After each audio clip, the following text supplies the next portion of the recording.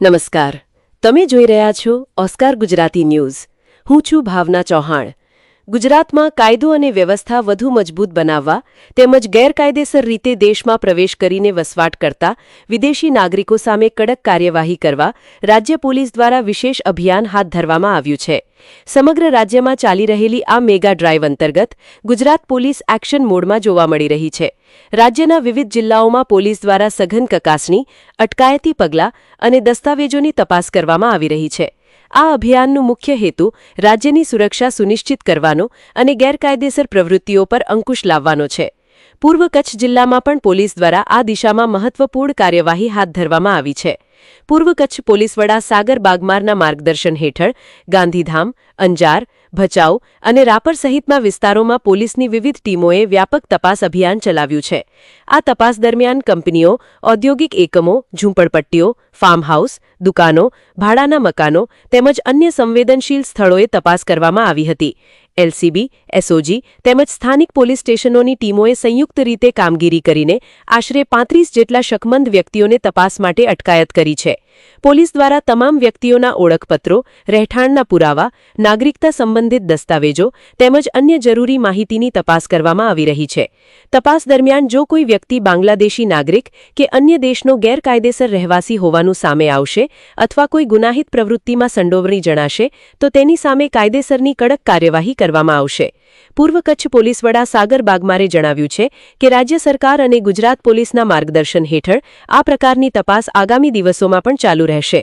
સુરક્ષા સાથે કોઈપણ પ્રકારનું સમાધાન નહીં કરવામાં આવે અને શંકાસ્પદ પ્રવૃત્તિઓ સામે પોલીસ સજાગ રહીને કાર્યવાહી કરશે. ગુજરાત પોલીસ દ્વારા ચલાવવામાં આવી રહેલી આ મેગા ડ્રાઇવને કારણે સામાન્ય નાગરિકોમાં સુરક્ષાની ભાવના વધુ મજબૂત બની છે.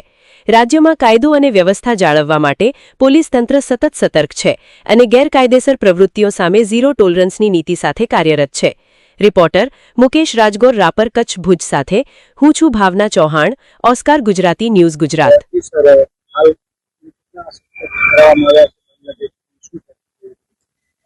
રાજ્યના ગૃહ વિભાગ તરફથી મળેલ નિર્દેશ અનુસાર અને માનનીય Shri border range IG sir Shri Chirag Kordia સાહેબના માર્ગદર્શન હેઠળ પૂર્વ કચ્છ જિલ્લા પોલીસ દ્વારા ગઈકાલ સાંજથી અલગ અલગ એરિયાઓમાં સર્ચ કાર્યવાહી હાથ ધરવામાં આવેલી છે. જેમાં જિલ્લામાં રહેતા વિવિધ ગેરકાયદેસર બાંગ્લાદેશીઓ જે અલગ અલગ વિસ્તારોમાં રહેતા હોય એમને પકડવાની કાર્યવાહી ચાલુમાં છે. અત્યાર સુધીમાં ગાંધીધામ, અંજાર, આદિપુર, રાપર, ભચાઉ અલગ અલગ વિસ્તારોમાંથી મળીને લગભગ 35 જેટલા સસ્પેક્ટને ડિટેન કરવામાં આવ્યા છે. એ લોકોનું વેરિફિકેશન ચાલુ છે. આ 35 માંથી અત્યારે લગભગ 11 જેટલા બાંગ્લાદેશી ગેરકાયદેસર હોય એવું કન્ફર્મેશન થયું છે અને બીજા પણ જે લોકો પકડાયેલા છે એમનું વેરિફિકેશન કાર્યવાહી ચાલુમાં છે. એને સિવાય પણ જિલ્લા પોલીસની અલગ અલગ ટીમો જે છે એ અલગ અલગ વિસ્તારોમાં અત્યારે પણ જે છે કાર્યવાહી ચાલુમાં કરી રહી છે અને એ લોકો કામ કરી રહ્યા છે. સર, વાત કરવામાં આવે તો પ્રાથમિક વિગતોમાં શું સામે આવ્યું છે? કયા કામને લઈને એ લોકો અલગ અલગ વિસ્તારોમાં કોઈ જગ્યાએ કોઈ કારખાનામાં હોય અથવા કોઈ બીજા કામમાં લાગેલા હોય એ પ્રમાણે એ લોકો અહીંયા કામ કરતા હતા અને બીજા પણ જે લોકો હતા એમની અત્યારે वेरिफिकेशन કાર્યવાહી ચાલુમાં છે.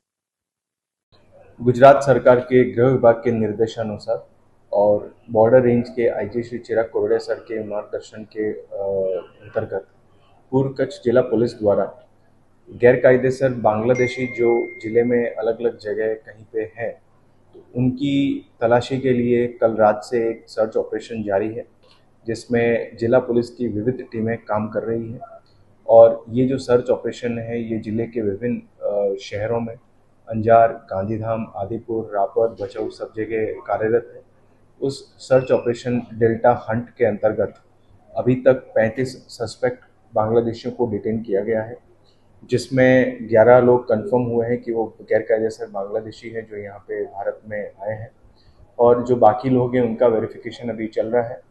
जिला पुलिस की ये कार्रवाई दूसरी टीमों भी अलग अलग जगह अभी भी कार्रवाई चल रही है और जितने भी लोग ऐसे मिल रहे हैं उन सभी को जो है पूरा प्रॉपर वेरीफाई करके आगे की डिपोर्टेशन की कार्रवाई की जाएगी.